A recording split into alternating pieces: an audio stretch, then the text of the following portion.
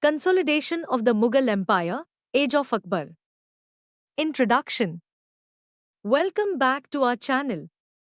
Today, we dive into one of the most fascinating periods of Indian history, the early phase of Akbar's reign, from 1556 to 1567. We'll explore how Akbar consolidated the Mughal Empire, tackled challenges, and established the foundations of a powerful administration. Let's get started. 1. Contest with the nobility, 1556 to 1567. Challenges post-Humayun. Akbar inherited a fragile empire after Humayun's death. Nobles, regional rulers, and the powerful Afghan chieftains posed a major challenge. The role of Bairam Khan. Bairam Khan, Akbar's regent, played a crucial role in defeating enemies and consolidating power.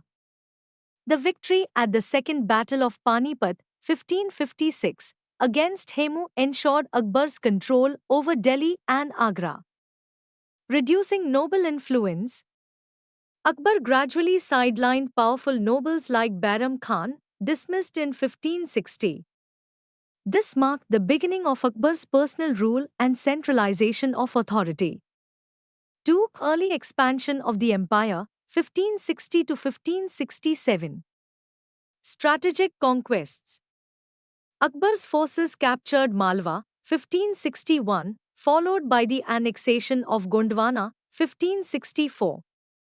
The Rajput campaign began, targeting key strongholds like Mewar. Diplomacy and warfare. Akbar balanced military campaigns with alliances, avoiding unnecessary conflicts. 3. Administration under Akbar. Centralized governance. Akbar introduced reforms to centralize power and improve governance. He maintained control through a well-defined bureaucracy. Mansabdari system, introduced to organize the military and bureaucracy. Officials were ranked, mansabs, based on their status and military obligations. Encouraged loyalty by linking rank to salary and privileges. The army. The Mughal army was a mix of infantry, cavalry, and artillery. Akbar emphasized discipline and organization in the military. 4. Organization of government. Administrative divisions.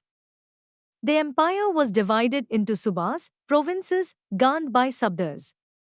Each province had officials overseeing revenue, justice, and military. Revenue reforms. Akbar introduced the Dehsala system, calculating taxes based on average produce over 10 years. Fair assessment ensured reduced exploitation. 5. Relation with the Rajputs. Diplomatic alliances.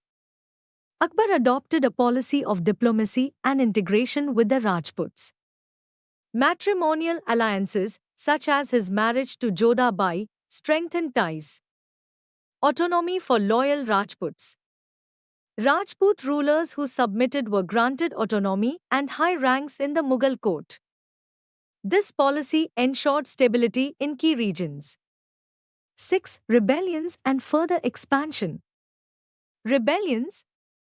Several Afghan chiefs and local rulers challenged Akbar's authority. Akbar's decisive campaigns crushed these uprisings, ensuring the empire's stability. Further conquests. By 1567, the empire expanded to include Gujarat and Bengal. Akbar's campaigns laid the foundation for a pan-Indian empire. 7. State, religion, and social reforms. Religious tolerance. Akbar promoted Sulh-i-Kul, universal peace, emphasizing harmony among religions. Abolished discriminatory taxes like jizya on non-Muslims. Social reforms. Akbar banned practices like sati and child marriage.